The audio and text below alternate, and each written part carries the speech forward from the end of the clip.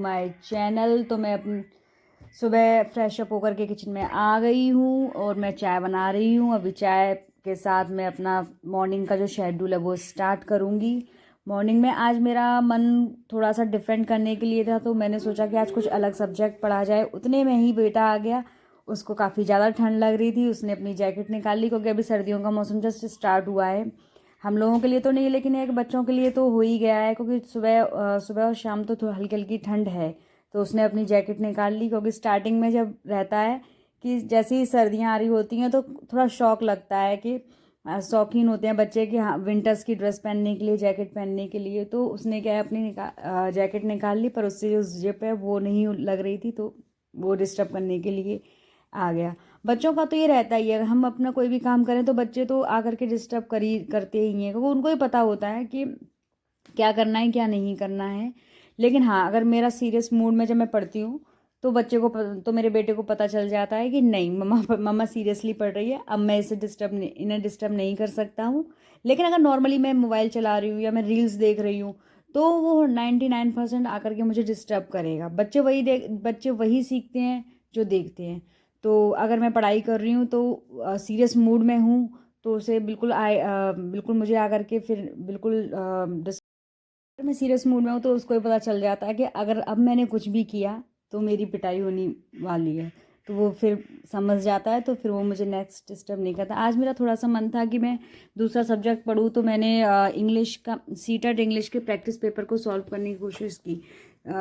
मैंने जो इंग्लिश की जो लैंग्वेज ली है वो सेकेंड ली है, और मेरी जो लैंग्वेज 1 है वो मेरी हिंदी है।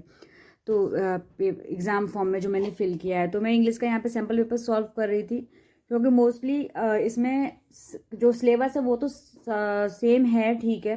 लेकिन इसके लिए प्रैक्टिस की ज़्यादा ज़रूरत होती है, क्योंकि जब अगर हम इसमें प्रैक्टिस नहीं करेंगे तो क्वेश्चन सॉल्व नहीं होंगे। जो पैराग्राफ होता है और इस 15 नंबर की जो CDP होती है वो तो एज यूजुअल जो है वो सेम रहेगी, लेकिन जो पैसेज हैं वो बदल जाते हैं हर बार।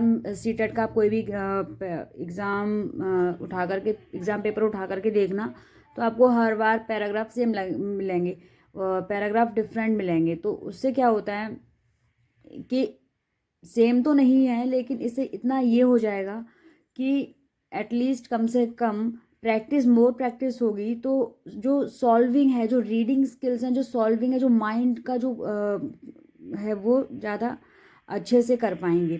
तो इसलिए सैम्पल पेपर लगाना भी ज़रूरी है, ज़्यादा नहीं तो एटलीस्ट कम से कम 5 या 6 सैम्पल पेपर्स तो सॉल्व करना मोस्ट इम्पोर्टेंट है ही है। नहीं तो फिर क्या कर, जो स्पीड है, जो एग्ज़ाम में बैठने के बाद जो स्पीड होती है वो बहुत स्लो हो जाती है, और कहीं ना कहीं पैनिक होने लग जाते हैं कि पैराग्राफ पढ़ें, टाइम देखें कि पैराग्राफ पढ़ें कि सॉल्व करें, क्या करें। तो इससे क्या थिंकिंग पावर इम्प्रूव होगी। अगर थिंकिंग पावर इम्प्रूव होगी तो पैराग्राफ को सॉल्व करने में ज़्यादा आसानी होगी। तो इसलिए मैं इस चीज़ को स्किप नहीं कर सकती। इससे मेरे लिए ये फ़ायदा हो जाएगा कि मेरी जो प्रैक्टिस है वो ज़्यादा टाइम टाइम सेविंग हो जाएगी, और कहीं ना कहीं कॉन्फिडेंस भी बिल्डअप हो जाएगा। अब फाइनली मैं अपनी किचन में आ गई थी। मैं खाना बनाने के लिए रात का खाना बना रही हूँ मैं। आज मैंने दोपहर में कोई पढ़ाई नहीं की थी, क्योंकि दोपहर का जो शेड्यूल था वो थोड़ा सा डिफरेंट था, मुझे थोड़ा काम था तो मैं नहीं कर पाई थी। लेकिन अब मैं नाइट में करूँगी। और अभी खाना बना करके मैं फ्री हो जाती हूँ। फिर उसके बाद ये है कि मैं जो आज नया CDP का नया चैप्टर स्टार्ट करने वाली हूँ, तो जब हम नया चैप्टर स्टार्ट करते हैं उसमें थोड़ा सा एक्स्ट्रा टाइम लग जाता है कहीं ना कहीं। थोड़ा सा ये है कि उसमें स्टार्ट करने से पहले उसकी चीज़ों को पढ़ना पड़ता है, एनालाइज करना पड़ता है। तो इस वजह से ये है कि जब भी हम नया चैप्टर स्टार्ट करें तो थोड़ा सा टाइम लेकर के स्टार्ट करें, क्योंकि स्टार्टिंग अच्छी होनी चाहिए। उसके बाद अगर स्टार्टिंग हमारी ख़राब हो गई, अगर स्टार्टिंग में अगर कोई भी कॉन्सेप्ट अगर छूट जाता है, तो फिर उसके बाद उस चीज़ को हमें आगे फेस करना पड़ता है, और कहीं ना कहीं लैक ऑफ मोटिवेशन क्रिएट होने लग जाता है जब हमें कोई चीज़ समझ में नहीं आती है। तो आज मैं स्टार्ट करने वाली थी सोशलाइजेशन। CDP का जो चैप्टर है वो है सोशलाइजेशन। सोशलाइजेशन क्या होता है कि ये सोसाइटी से बिलोंग करता है, कि हर एक सोसाइटी के खुद के कोड्स ऑफ कंडक्ट होते हैं, रूल्स होते हैं, रेगुलेशंस होती हैं, नॉर्म्स होती हैं, वैल्यूज़ होती हैं। हर एक कल्चर का अलग अलग सिद्धांत होता है, अलग अलग उनके रूल्स और रेगुलेशंस होते हैं सोसाइटी के। अलग अलग विचारधाराएं होती हैं। जो सोशलाइजेशन है वो ये लाइफ लॉन्ग प्रोसेस है। सोशलाइजेशन जो है, सोशलाइजेशन एक बच्चे का बचपन से ही स्टार्ट हो जाता है और टिल डेथ तक चलता रहता है। तो इसलिए से हम क्या कहेंगे कि ये लाइफ लॉन्ग प्रोसेस है। सोशलाइजेशन के नियमों को अडॉप्ट करने की प्रक्रिया है, पर सही और गलत में डिफरेंस चूज़ करना हम दिमाग लगाने वाली बात है। ऐसे ही नहीं है कि जो समाज में जो भी सोसाइटी में जो भी नॉर्म्स हैं, जो भी रूल्स हैं, रेगुलेशंस हैं, अडॉप्ट करना इट्स ओके, बट इसका मतलब ये नहीं है कि गलत है तो उसको भी हम अडॉप्ट करें और जो सही है उसको भी।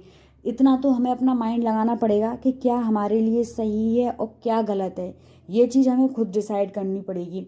ऐसा नहीं है कि सोसाइटी में अगर वो गलत कर रहा है तो हमने उसकी बात को विश्वास करके और अपने जीवन में और अपनी लाइफ में उतार लिया, तो ये चीज़ नहीं हो सकती। वो उसके लिए हमें खुद डिसाइड करना पड़ेगा। बाकी का जो नेक्स्ट है वो मैं आगे अपने नेक्स्ट टॉपिक जो है वो मैं अपने नेक्स्ट ब्लॉग में करूँगी। तो मेरी वीडियो में बने रहें।